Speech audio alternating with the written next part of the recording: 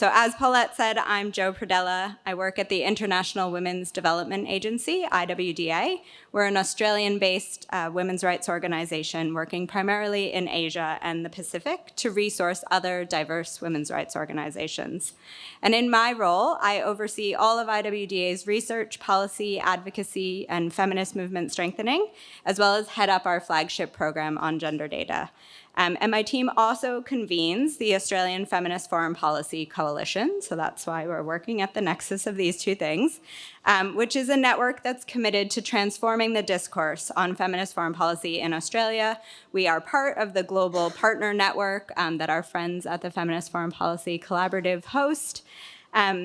And through the Feminist Foreign Policy Coalition in Australia, we publish a bi-monthly issues paper series, because the thing that we found when we started talking about feminist foreign policy in Australia was that people would say, oh, but what does that mean in practice? Oh, well, what would we do differently in our relationships with China, for example, if we had a feminist foreign policy? And so we decided to explore questions like that through this issues paper series. We've published papers on a really diverse range of topics, from infrastructure to LGBTIQ+ rights to Afghanistan and First Nations foreign policy. And the session today is grounded in an issues paper that was written by my colleague, Joanne Crawford, which explores the role of feminist foreign policy in accelerating action on gender and poverty, including through gender data. And the paper really seeks to move the problem from a technical problem of measurement to a core political problem of feminist foreign policy. And it outlines the way in which household level and gender insensitive measurement of poverty and inequality is functioning to constrain our ability to act on gender equality globally. So that's the frame that I'm going to draw from for our session today. And just to be clear, I know I do sound American. I grew up here in the US. My entire family is here, but I moved to Australia about 20 years ago. So I'm feeling the nexus of these two cultures at this moment in time. And as I said, we're going to try and keep the session energetic. So the first part of our session is going to be a dynamic activity to get us all up and moving a little bit and putting our head in the space of gender data and poverty measurement. And I have called this session, Would I Be Counted? The second, I will just briefly tell a story that will take us back to 1975 and through to the present in a few potted history moments. And then I'm going to bring my esteemed panel up to talk about what can we do using feminist foreign policy as a lever. So I've only got an hour, and that's a lot to cram in. So I'm going to try and keep us moving. We're going to go to our bit on, oh, sorry, I forgot to advance my slides, didn't I? Nope. Oh, well. We'll see when we get there. So we know that COVID-19 has led to the first rise in extreme poverty in a generation. And while we know some things about the people who have been most affected by this backsliding on poverty, the truth is there is a lot that we actually don't know. And in part, that's because routine poverty measurement predominantly assesses the circumstances of households rather than individuals. And by doing so, it is designed to hide the way that poverty differs by gender, by age, by disability, by race, and the interaction of these things. So here's our interactive activity. If everyone who feels comfortable to do so can please stand up. And if you're not comfortable standing, you can use your hand as a raised hand instead. But I do encourage people who are comfortable to stand. Please stand.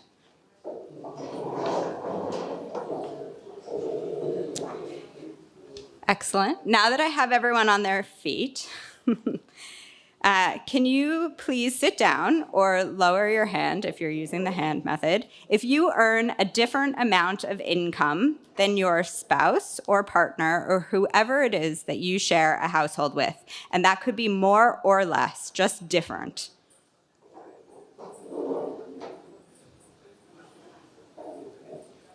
Everyone. So why have I asked you that?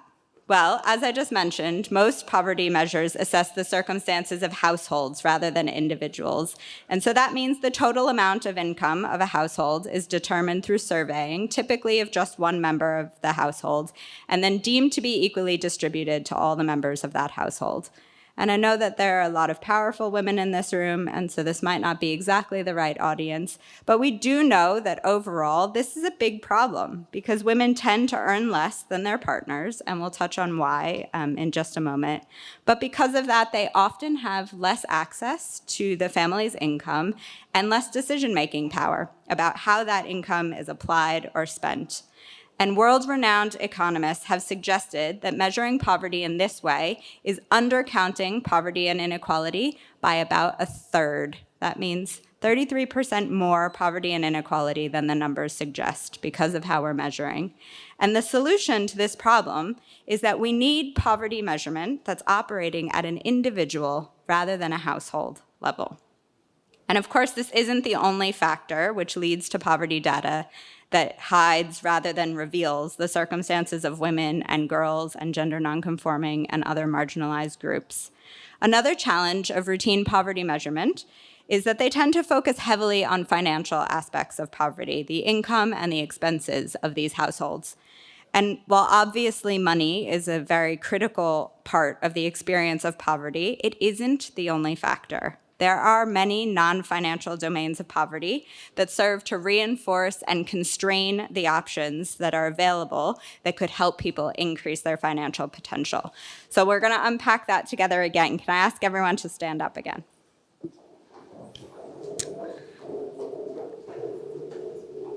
And now I'm going to ask you to sit back down. If you split household chores and unpaid care work exactly 50-50 with your partner, your spouse, or your housemates, that means you spend exactly the same amount of time vacuuming, doing laundry, packing school lunches, planning family holidays, things of that nature.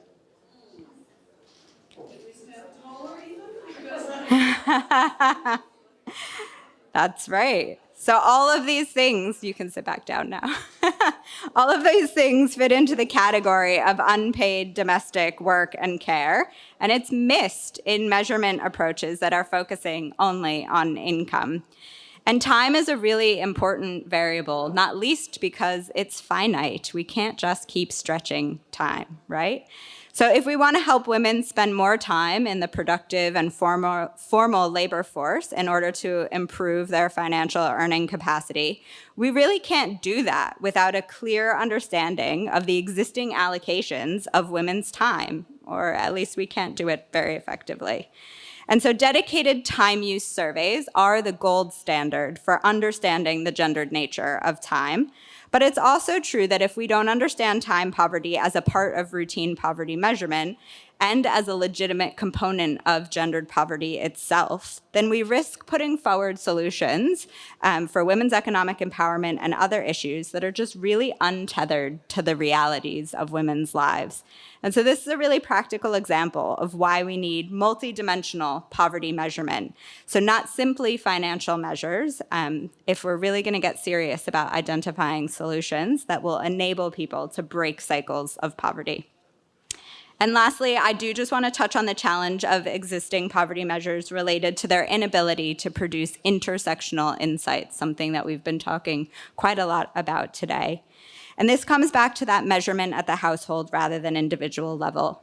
Because not all information is collected from each individual, we aren't able to truly decompose or disaggregate data in ways that tell us about the different experiences of older women versus younger women, or men from rural areas versus men from urban areas in our poverty and inequality data.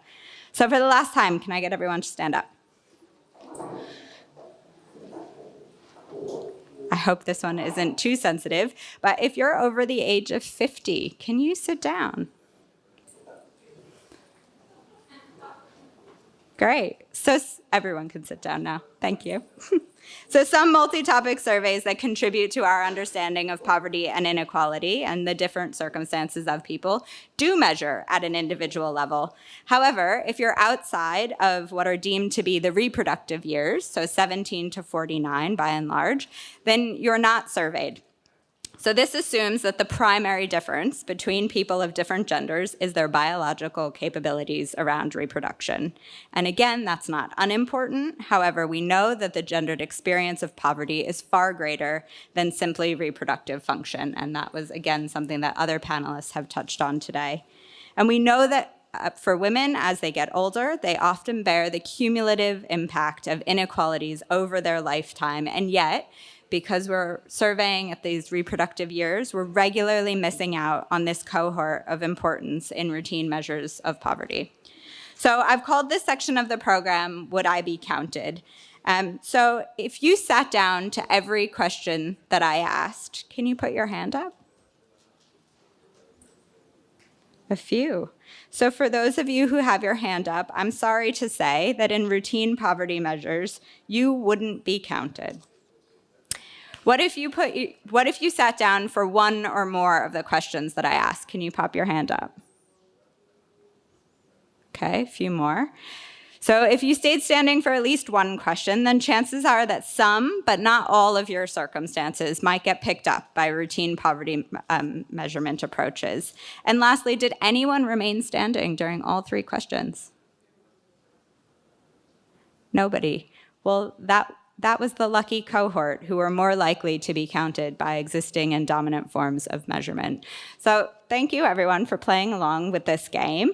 If you feel a bit outraged by that, which I hope that you do, you aren't alone, and there are solutions, and I do want to share a little bit about them, and our panel is also going to speak about them. But really quickly, I want to first take you back to 1975, and I promise you I'm going to tell you how all this relates to feminist foreign policy in this little story as well. So if we're in 1975, it's the United Nations first World Conference on Women in Mexico City. And for the first time, the relationship between gender and poverty was included as an explicit global policy priority in the outcomes document. And establishing this as a concern created space for more and better exploration of the problem. But it would be another 20 years until the fourth World Conference on Women in Beijing that the need to collect more and better data about the problem was captured in the outcome statement. And in the intervening years, countless institutions, agencies, NGOs, academics, feminist movement actors were working on these issues to secure this move from naming the problem to naming a minimum solution to start to address it. So 20 years with a huge amount of activism in between. And then if we flash forward again, another 20 years to 2015, 192 countries adopted the Sustainable Development Goals, the SDGs, including the very first of the SDGs, which is to end poverty in all its forms everywhere. And that wording implies individual and multidimensional measurement, a la the hands up activity that we were just doing. But in practice, the quantitative indicator framework for measuring progress against the SDGs defaulted to existing methodologies of poverty measurement. And in part, this was simply pragmatic. It was a decision to prioritize using data that already existed, however gender insensitive it might be, rather than set off down the track of SDG implementation without any agreed method for how we would measure progress. But it was pragmatic and it was a choice, and we have to remember that it was a choice. So by choosing to use only existing methods, we've lost the opportunity to incentivize methodological innovation that would move us down the track on improving these routine measures of poverty that could truly help us track the progress towards gender equality. And so this is just a snapshot of the last 50 years from 1975, but I'm sharing it because I think in some ways it starts to paint a picture of mounting consensus. Since 1995 in Beijing, almost every single major global policy framework and document has reiterated the importance of a gendered understanding of poverty and inequality. And yet what I would characterize as a tremendous amount of inaction has tended to follow. And so as a feminist development organization, IWDA, along with a multi-stakeholder international collaboration of feminist academics, development practitioners, civil society groups, and donors, really wanted to understand what was at the heart of this inaction. And so starting in 2008, more than a decade after Beijing, where there was that explicit call for improved disaggregation of data by sex and age, this group of collaborators that IWDA was a part of decided that the inaction was born of two self-reinforcing factors. The first was a lack of technical methodology to address the problem. And the second was the lack of political will to create one. And so this inspired us to move from critique of the situation to setting off to change it. One of our panelists before mentioned being sick and tired of being sick and tired and just taking matters into their own hands. And that's really what this coalition set off to do. So we started with a multi-year participatory research project to design a methodological alternative. We worked with people with lived experience of poverty, and we asked them what they thought was important to measure if we fully wanted to understand poverty. And this research involved more than 3,000 men and women with lived experience of poverty in 6 countries around the world, including in Africa, Asia, and the Pacific. And the result was the world's first individual-level, gender-sensitive measure of multidimensional poverty. And at its heart, this work was designed to overcome the limitations of poverty measurement that I've just been outlining. We set out really explicitly to measure different things and in different ways so that the gendered experience of poverty could finally be pulled out of the shadows. And I just want to give you 2 really quick examples of what this looks like in practical terms. So if we consider shelter for a moment, this is a dimension of our survey, but it's also a dimension that is measured by many surveys of poverty and inequality. And in most other measures, what the survey is interested in observing are the shelter materials. What are the walls made of? What is the roof made of? They want to understand the durability of the dwelling, its ability to protect and withstand from weather, for example. However, they stop at that level of ascertaining that shelter exists. Whereas in our survey, we also ask about how the shelter is used. So we ask a question, for example, about the sufficiency of bedding materials for people to sleep comfortably in that shelter. And in doing so, what comes out is that even though the household might share the same 4 walls and a roof, their experience of being in the dwelling is gendered. So in a survey we did in 2 provinces in the Solomon Islands in 2020, we found that about 12% of men reported having insufficient bedding to sleep comfortably, compared to 26% of women. Another example of where we see findings like this is in our energy dimension of our survey. So in 2015 in Fiji, we found that 91% of women reported exposure to fumes relating to cooking and heating, compared with only 65% of men. But we can break this down even further. So when fuel use and exposure to fumes from cooking were measured at the household level, average per capita exposure for a 2-person household in the Fiji sample was 64 minutes a day. But when you measure at the individual level, what was revealed was that for men, the average exposure was 24 minutes a day, and for women, it was a whopping 105 minutes. So telling the story of the household in that instance, that 64 minutes a day average, is really telling the story of nobody.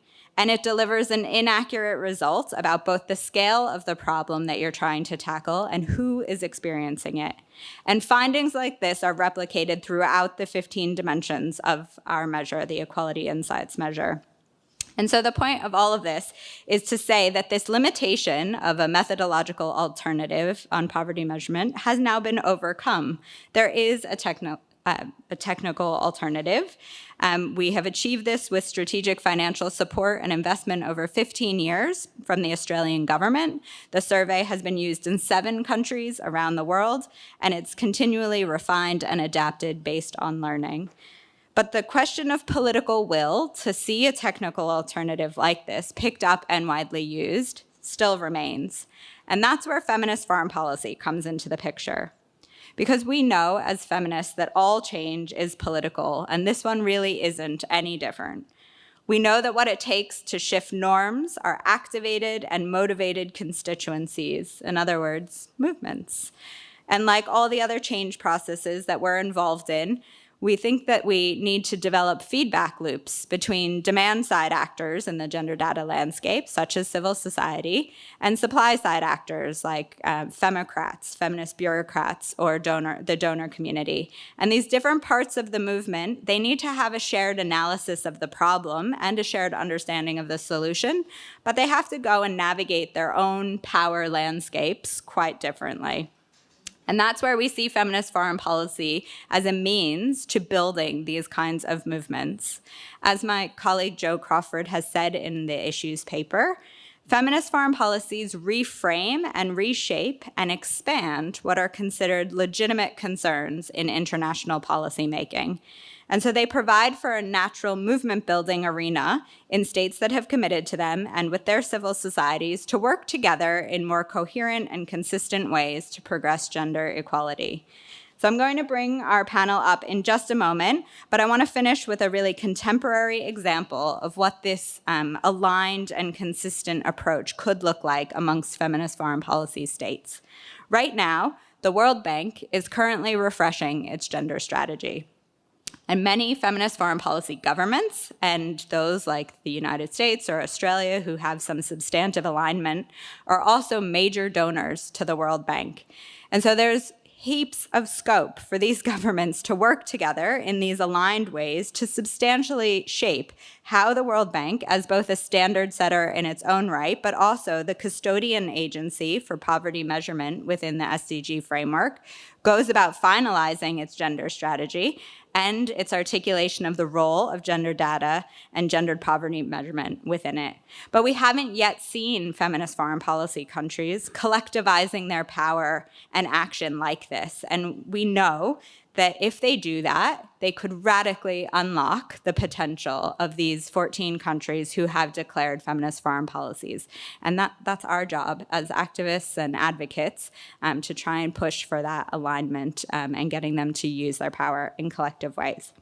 So that's more than enough from me. I want to bring us to our third session and bring our distinguished panel up to talk about other ways in which we might use feminist foreign policy as a lever to push for change in this arena. So I'm going to introduce them as they walk up. So please join me on stage, everyone. We have Ofa Gutenbil Licky Licky. Ofa is an oceanic feminist researcher and storyteller, a women and children's rights advocate, and the director of the Women and Children's Crisis Center in Tonga.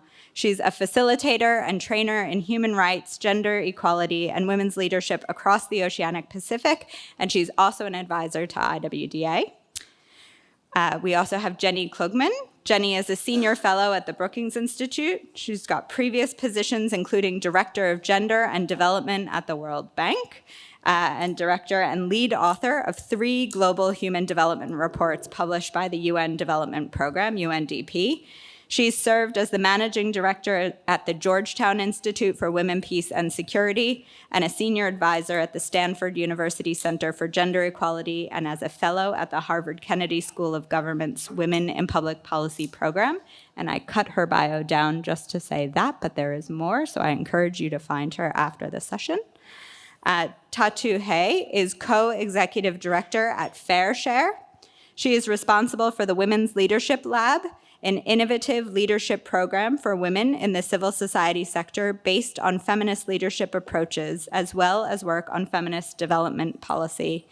As a member of the Black Earth Climate Justice Collective, she advocates for and conducts workshops on decolonial approaches to the climate crisis and international development. And last but not least, we have Fleur Newman. Fleur leads the intergovernmental work on gender and climate under the UN Framework Convention on Climate Change, the UNFCCC, and the Paris Agreement. She's also the gender focal point and focal point for women for the UN Climate Change Secretariat. Fleur is a lawyer by training who, before joining the UN, spent 10 years practicing law in the private sector in areas including climate change, sustainability, energy, and international law. And throughout her career, she's been an advocate for gender equality and the empowerment of women and girls. So please welcome this incredible panel while I...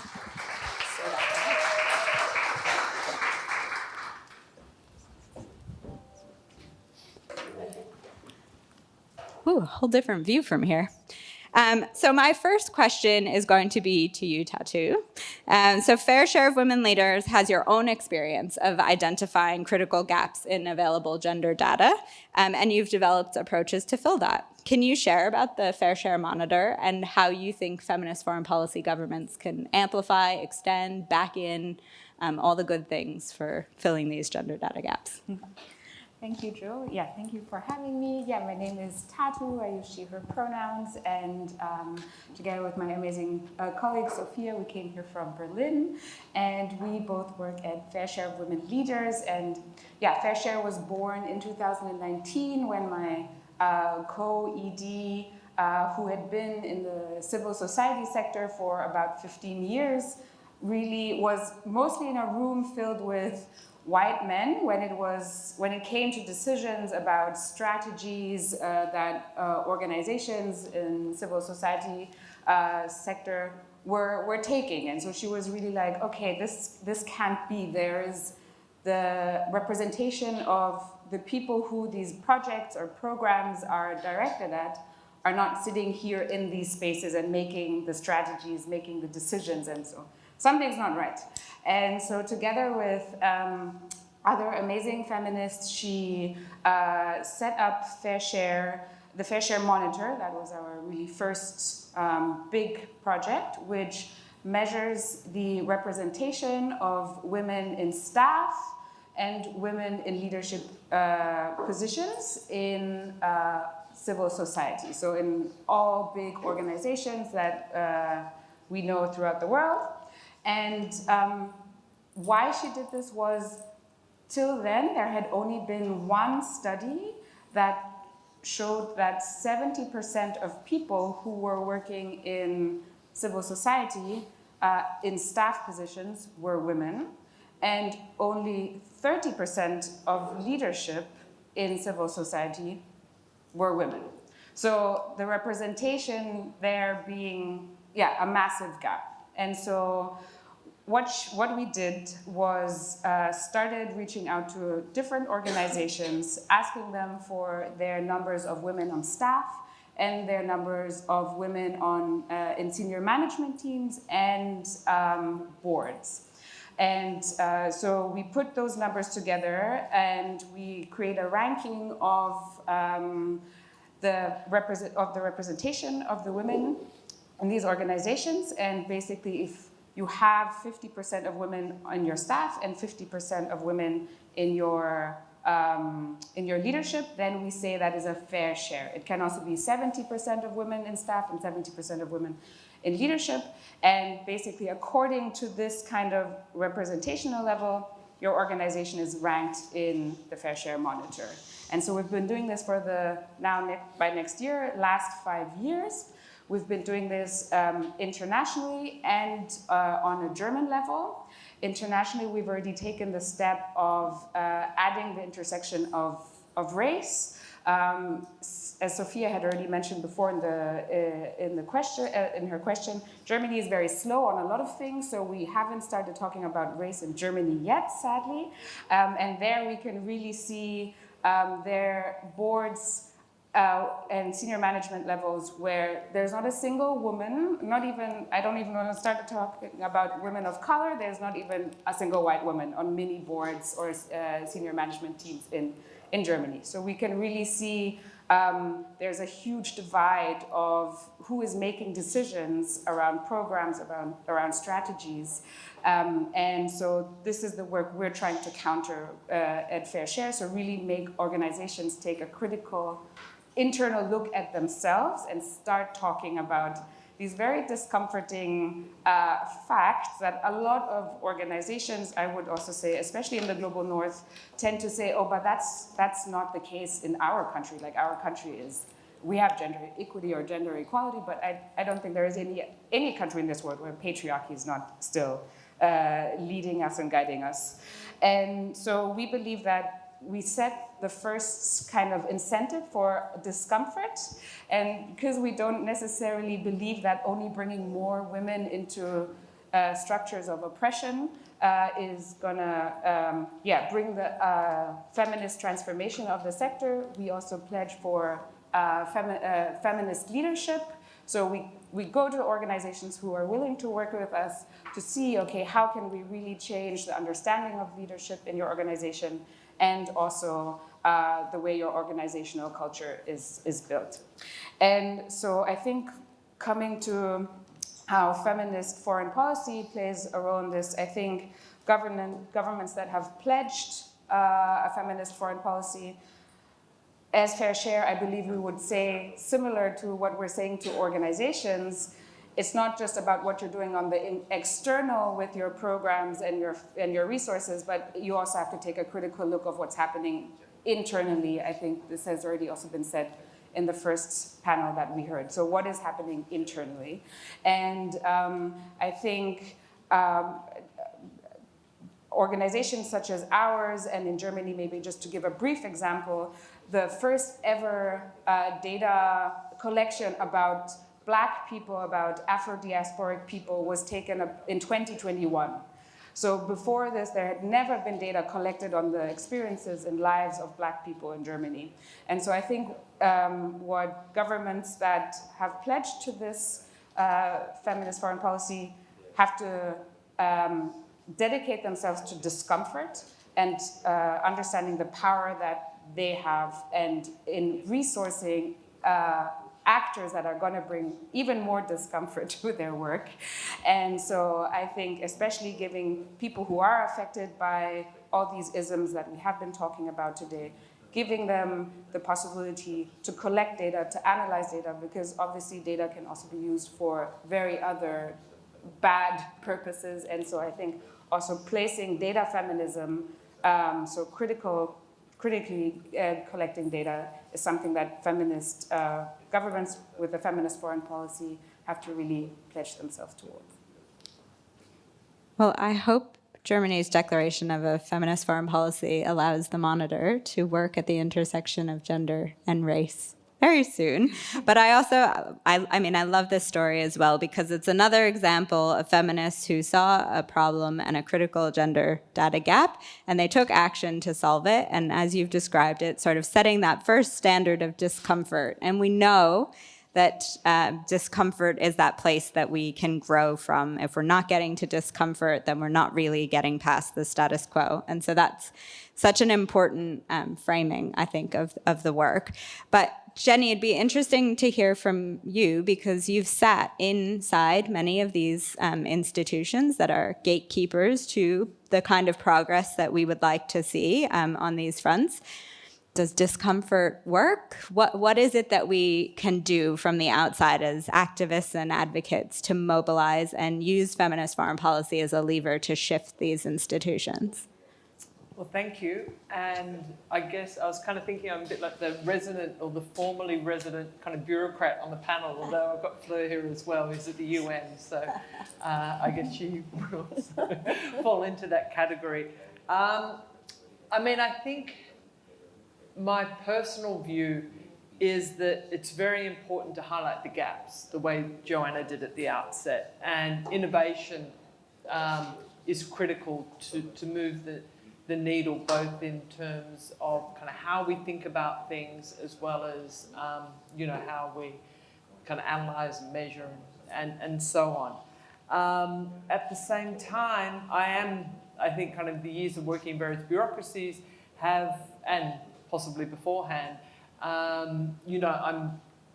tend to be quite pragmatic.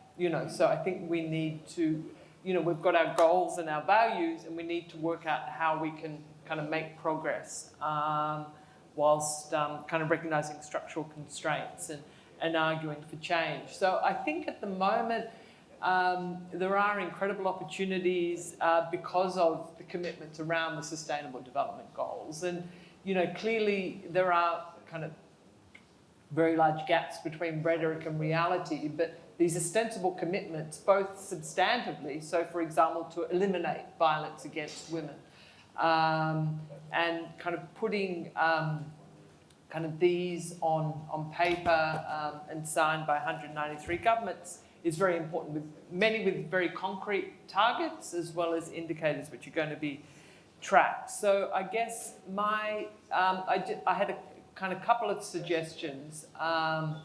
or kind of strategies, if you like, in terms of moving forward. I mean, the first, and again, that's probably reflecting my, my own background, is the importance of actually using the data that we have, and where possible linking that to policies and programs so that we can see, well, A, how the data is useful, and B, you know, what the implications are of the findings that we have. This is not to dismiss the importance of kind of conceptual work and theoretical work, but in the end, I think the applied kind of policy analysis can be very important. Now, I was just going to give a couple of examples from actually work that is ongoing that I'm involved in at the moment. One is actually with the World Bank, where we had a program looking at the gender dimensions of forced displacement. So with respect to forced displacement, we actually don't even know how many women and men there are. I mean, there are numbers, but nobody really knows. So there's obviously very basic gaps on the data side. At the same time, using existing data sets, which cover people who have been previously displaced or are currently displaced, where those questions are asked, it's possible to indeed glean some insights into the experience of poverty, their access to jobs, their access to livelihoods, their exposure to violence, and show that kind of existing assumptions may not always be, you know, play out in practice. There are significant differences across different settings, you know, but also I think confirming stylized facts around, for example, the higher exposure of women to violence, you know, when they're in displaced settings. So we did that with far from perfect data, but I think kind of very importantly, kind of shining a light. The other kind of example that I wanted to give, and it's related to work I'm doing on justice for women together with UN Women and others, is on intimate partner violence, where again, there's much more attention, but you still see kind of references to, for example, police reporting as a source of data. And we know that very few women report experiences of violence to the police. And I had somehow in my head, it was based on an EU survey, that it was somewhere in the region of about 14%, at least in Europe, were reporting, and it was around 10 or 8% in poorer settings. But we've just systematically looked at all the countries for which we have data, and there were 34 countries, and in most of those countries, it's below 1% of women who are reporting. So it's not, you know, so the police reporting is just totally misleading. So I think that we can expose those sorts of gaps and highlight what the implications are in terms of the justice gaps facing women. And then the other point I want to make, I'll be very quick, and this is probably my economist bias coming to the fore, is trying to link as well to budgets and public spending. It's very difficult to do because most governments don't present their budgets in ways which allow for that sort of tracking, but to be able to, and I think it's consistent with the theme of this convening, but being able to track public investments, where the money is going. Only about 1 in 4 governments currently do that at the moment, or seem to have the procedures in place, but far, far fewer would allow you to, for example, measure how much money is going to reduce violence against women. And again, we've just gone through an exercise about that. The country that we found that actually had the highest share of spending as a percentage of GDP was Australia. It was 0.02% of GDP, and that was the highest. In Uganda, it was, we worked out, it was 7 US cents per survivor of violence was being spent. So, you know, critically low amounts, which I think are very important, you know, to be bringing to the fore. So I'll stop there. Thank you. Thanks, Jenny. I think, really valuable point around using existing data as well. So I was somewhat disparaging in my opening comments about the gender insensitivities of existing data, but like time is a finite resource, money seems to be a finite resource, and the the data landscape more broadly, and certainly in the gender data landscape. And so I think there's a huge need to use data that exists to try and do more with what we can. And it sounds like through the research you've been doing with some of these existing data sets, those are some really important and very sad statistics that we can bring to the fore and hopefully work to change things. Fleur, you're working in a space of trying to fill some critical gender data gaps as well at the nexus of climate, environment, and gender, particularly with the JADA Alliance. Can you tell us a bit about the JADA Alliance, but also what are some of the spaces that you think are available for this collective mobilizing from civil society and others, and how can we be organizing to use some of those spaces more effectively? Thank you, and I'm going to use some words, I'm hearing words throughout today that I'm going to repeat in here, but working on climate change, I think Bridget mentioned it earlier, but the impacts are symptoms of a problem that is caused by human action, inaction, decisions, and choices. And it's a symptom of, it comes out in, manifests itself in environmental and climate impacts, but it is a social and economic issue. So on that basis, it shouldn't be at all surprising that effectively addressing the crisis must take gender into and other socioeconomic factors into account. And words like radical and disruptive is what's needed right now around, because the status quo has got us to where we are. Reimagining, that's another word I've heard today a lot, and reimagining our relationship and what we value in relation to nature and each other. But evidence is a really important part of this, and I think to your point about making what's invisible visible, and there's a lot that's invisible right now, and that Jenny's data just now is giving that truth. So increased access to this persistent shortage of gender disaggregated data at the nexus of environment, climate impact, and gender. Keeping in mind that climate change is not only an environmental issue, it is something that's affecting everything in our societies and our economies, from energy and transport to the care economy to social safety nets and education. So the impact sides of addressing climate change and changes to a stable environment humans have enjoyed during the Holocene, didn't know that they were enjoying a Goldilocks period until it was no longer there, and it has differentiated impacts, and that's based on the societies in which we live. And so identity factors such as gender, but also race, class, caste, ethnicity, ability, socioeconomic status, and on and on. There is limited but increasing evidence, importantly in the latest reports from the Intergovernmental Panel on Climate Change, and that is important because that is the basis for all of the decisions that are being made within the climate change negotiations. So when the Intergovernmental Panel on Climate Change finally includes natural science, social sciences in addition to natural science, it's an important thing because there's a recognition, and this is the basis on which the government reports under the process are developed. And it's important because it's not only about the impact on women and girls and gender diverse people. It's not only that's differentiated impacted, it's also that the decision-making spaces, so policy and decision-making on this is also differentiated, and we've heard some of that today. And also who benefits, or if someone benefits from the solutions that are being created.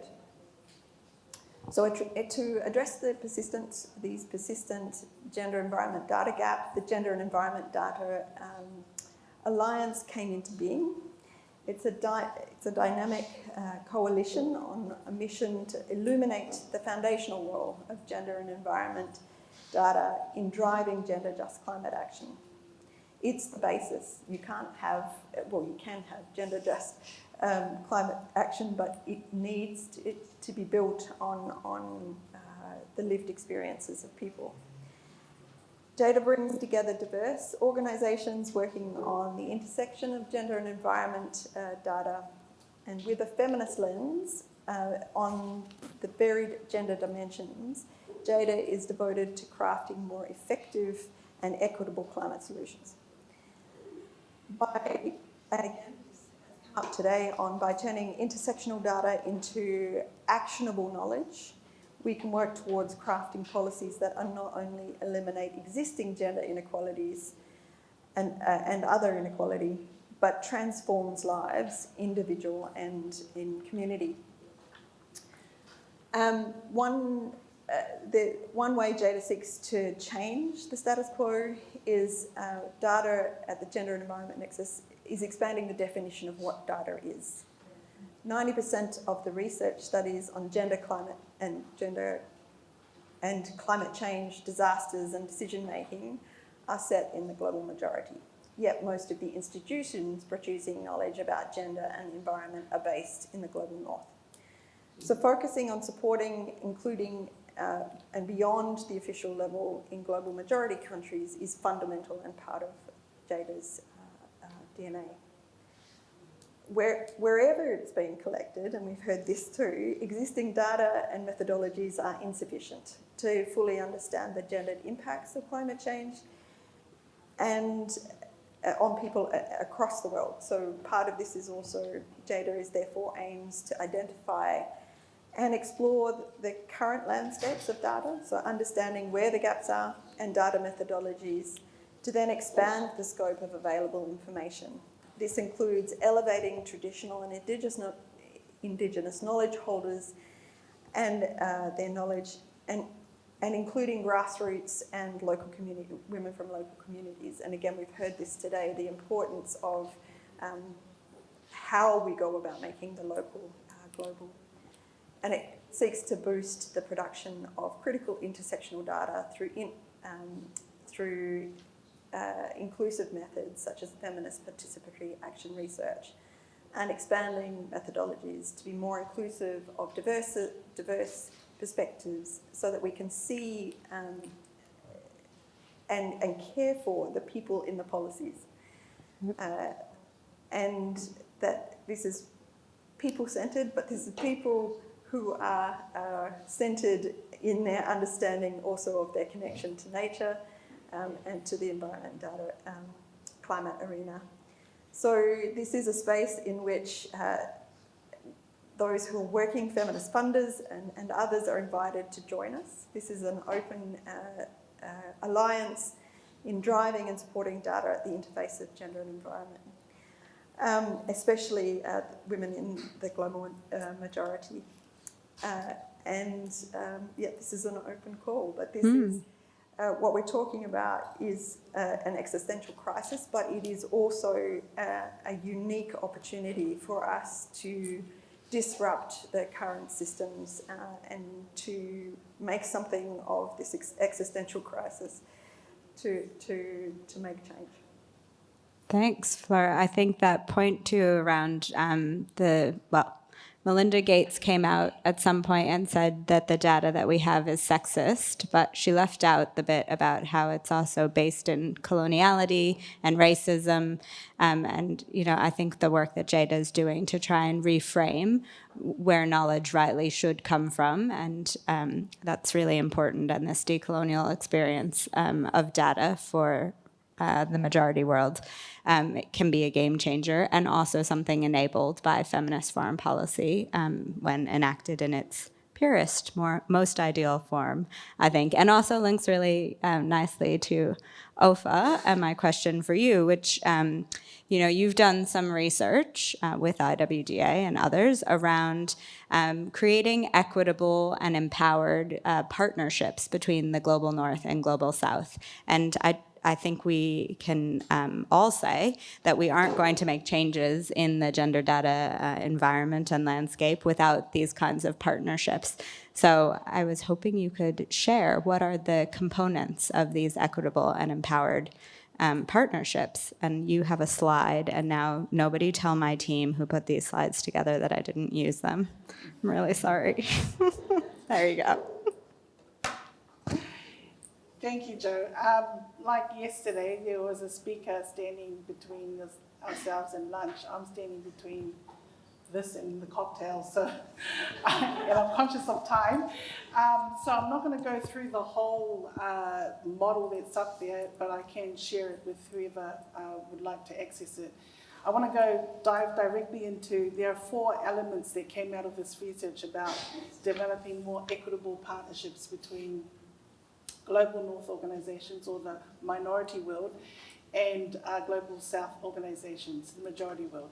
So I'm going to go straight to the element around contextual sensitivity, and particularly the part of where it calls for global north organizations to embrace indigenous and decolonized ways of accessing, sharing, God, I don't even remember my research, sharing and documenting and building knowledge. So for myself, I've been a practitioner, never been a funder, been a practitioner in the gender equality and equity space in the Pacific, more so in Tonga, for the last 20 years. And in those 20 years, I have never ever been invited by any donor to sit at the table and develop the indicators and targets of what we're going to work towards.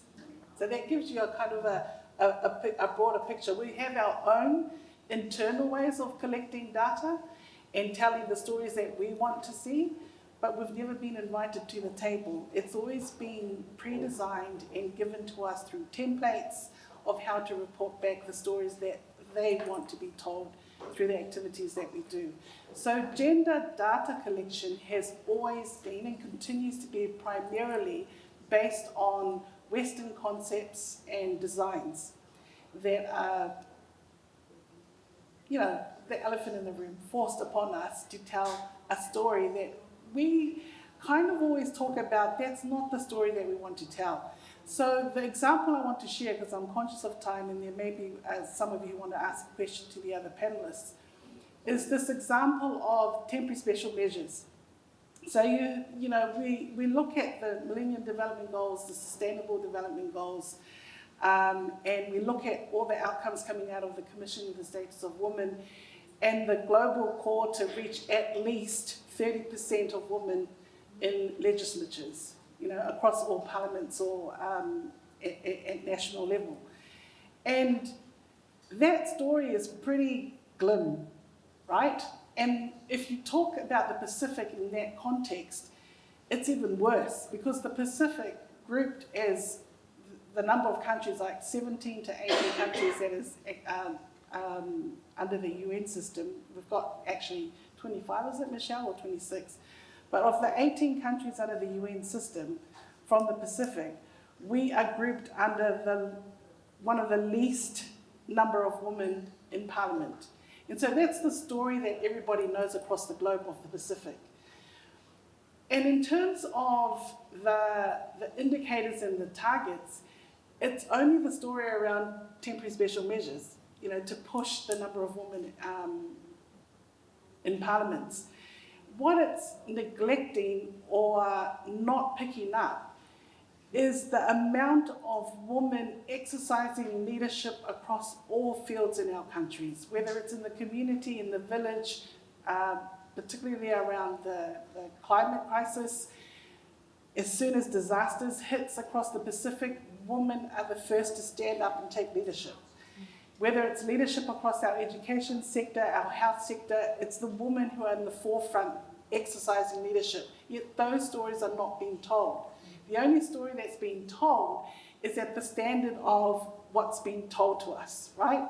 We want to know how many women are in your parliament and how many women are in your statutory boards, and that's the story that's going to give the picture of women in leadership in your country. And I think that's what we have to talk about. We need to change the story, because that's not the real story.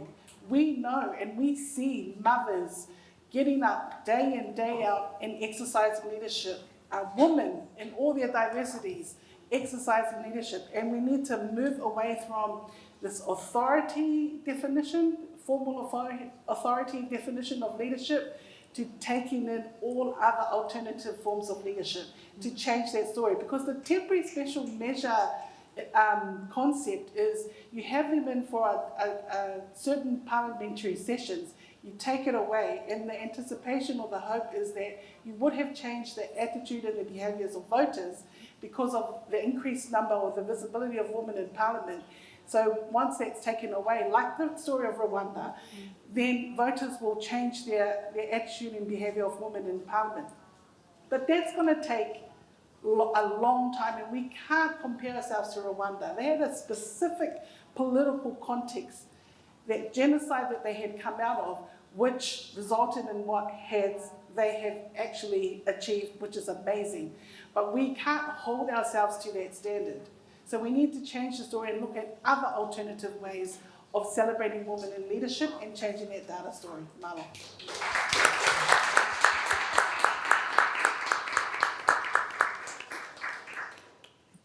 I think that you've summed that up so beautifully, Oppa, because I think all of these are really stories about changing the narrative, changing the story, reframing from where we are, from the coalitions that we work with, from the people who are closest to the issues, what actually matters, and trying to raise that up through the stories that we tell, through the numbers that we report. In keeping with my horrible timekeeping skills, which anyone who knows me knows are legendary, we've gone over time, but I do hope we might be able to take maybe one or two questions. One, I'm being told one, and then there's drinks and we can carry on, and I think all of us love talking about gender data over drinks. So this woman in the white jacket.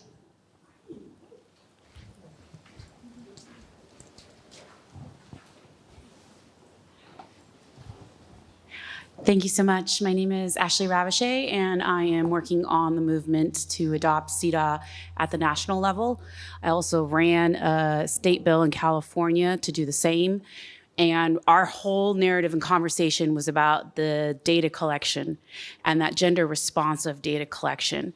And what we found was just what you described, that it's not appropriate to the either sector, it's not showing poverty and how those impacts are, and really at the fundamental level for how we tag and how we track, even in the budgets, how we fund programs for women and services for women and children are predominantly for children in the state of California and or women only in the caregiving function. So that leaves out housing, that leaves out education, that leaves out access to healthcare.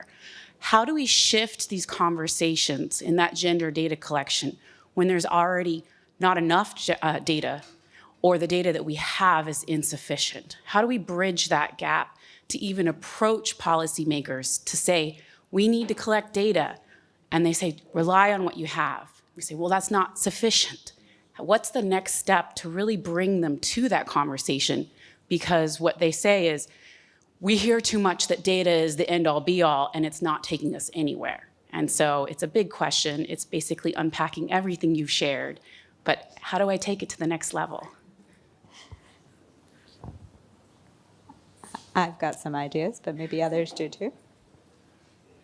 I don't think we have much time, but I mean, I was actually going to give the IDM example from, because I think it's difficult to make a wholesale shift, and data collection is very expensive and so on, but I think by providing concrete examples, even on quite a small scale, which are persuasive, you know, which indicate the need for change is the way to go. So by doing, if you like, I mean, advocating is important, but somehow doing little pilots or, you know, experimentation and bringing that to the fore, I think with powerful narratives and stories, and then finding kind of support for the financing to enable change to come about. So, I mean, I guess, and listening to you as well, it's, you know, there can be several tracks. You know, there's never going to be any kind of perfect solution, but I think kind of moving on multiple fronts as far as possible and kind of building coalitions, I guess is what my suggestion would be. Yeah, I think I might just add on this building coalition. So what we did as Fair Share, we wanted to really kind of question ourselves, what do we think would be our next more intersectional approach to data collection? And so what we did was invite the Ministry of Family, who was financing us in Germany, into this like round table process where we talked to organizations working on